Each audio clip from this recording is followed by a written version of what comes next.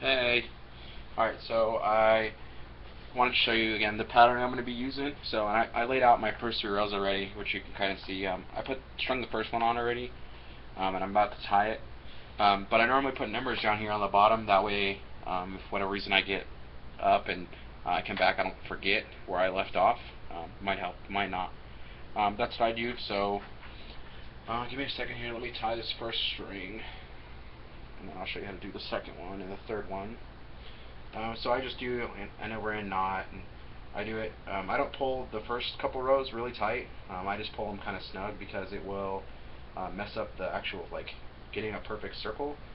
And I tie every row 3 or 4 knots. The first one and the last one I for sure do 4. The other one it just depends on how tight I need it. So I tied this one. You can see the knot here. Oops, in the center.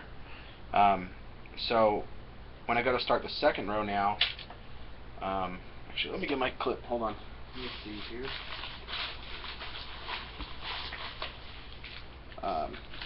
So I use a really small binder clip, that way when I cut my string ahead of time, I don't have to worry about the first one falling off. So let me get this right here. So I just leave the lead on it, what I would need to tie it, and I just put it through in the center of it and clip it on. That way I don't have to worry about the loose bead on the very end. So on the second row, I just string the first bead on, and so you have to think about the pattern as being like in a circle. So it will actually be like that. So you're basically starting on this side, going towards. Let me see this a little bit better. You're going counterclockwise around this way. So when I lay mine down, I put my knot on the farthest side away from me. It's on this side. So I'll be going this way, counterclockwise. So first bead. So where the knot is, it's right here. Again. So we need the knot to be on the other side of this bead. So the first bead on the second row will start on top of 2 beads from the knot, if that makes sense. And it will sit, that bead will sit on top of it, so you'll go through the third bead from the knot. So here's the knot, 1, 2, it will sit on top of this one. You'll string it through the third one, and I pull it all the way through, and then you just go on top of the next one and through the one after that, and basically you just go through every other one. But hold on, I get mine started the first 1 or 2, and then I cut the strings, that way I know where the knot is when I go to string. You don't have to do that. You can do it whichever way you want. That's just how I do it. Let me move this over to this side actually. Maybe that'll be a little easier to see.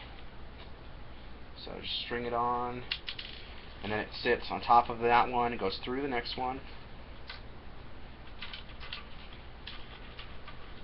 Sometimes the string is kind of a pain. And you'll start to see it where it'll start being 2 1s, 2 1s, 2 1s going around. So this one. Like I said, the first 3 rows are most definitely the hardest. This pattern's a little bit easy though, because the first 2 rows are just all blue. So if I were to make a mistake, it's not as noticeable. But patterns that start at the very, very bottom, obviously, as you're stringing it, as you're stringing the second row, you want to compare it and make sure if you're off one, that way you can catch it ahead of time, so you don't get to the end and all of a sudden you're up creek and you gotta try and snip that 1 row. The way I do it with tying every row, if you were to mess up, you could just cut the 1 row. I had to do it this weekend actually, but you just cut the 1 row, fix it if you need to fix, tie it again, and then run a string to tie the 2 pieces you cut off, like the 2 halves you cut off together or whatever. Makes it really easy to have a sewing needle for that, but it can be kind of a pain. So almost done with this row. Still just going on top of one, going through the next, on top of one, going through the next. If you ever get to the end and you counted out your beads and it's something you're missing a bead or something, go back through and look, because sometimes you'll go to put it through and you'll put it through the one it's supposed to be sitting on top of. So you actually go through 2 beads instead of just going through 1. If that makes sense. Almost Almost done with the second row here.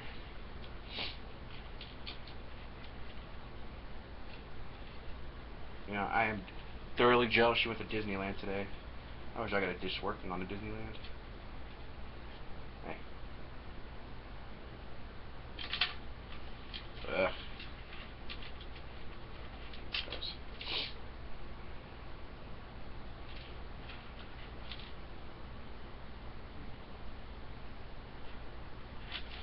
Almost there. 3 more beads in this row.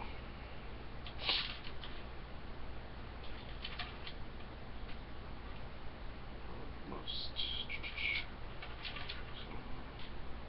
And really, once you get to this part, it's pretty much just fill it in. You just gotta know where to start every time. Okay, so I finished that row. So right now, let me get a pen real quick. Let's see. Okay, so right now, let's bring this a little closer here.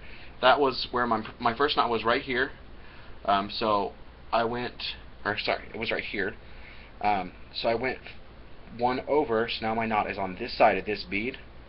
So now this will be the knot that I will use going forward to gauge left to right, left to right, left to right, because it is right here. So give me 1 second, let me tie it, and I'll try to show it to you inside of the beads. And like I said, I just pull these snug. I don't really wrench on them, tighten them down a lot, because I tighten on the third one because you'll stay in like a circle kind of like this, and then when you wrench on the third one, it'll actually pull it up and pull up the sides, and that way you can get the cuff actually going. So let me just tie this real quick. Okay, so now let me see, did I spin it? No. Okay, so my first knot is right here. Well, my second knot, sorry, is right here. My first knot is back here, under the next 2 of them. I don't know if you can see it in there, but it's right there. So it's just 1 2-set over, because the last bead that you put on the row, you string it on and you go under, and then you meet the 2 ends. So now my knot is on this one right here. So since if you look on here, my knot is right here, so I need to go 1 to the left of my knot. So basically where I tied the other one is where this one will start. So let me get my string.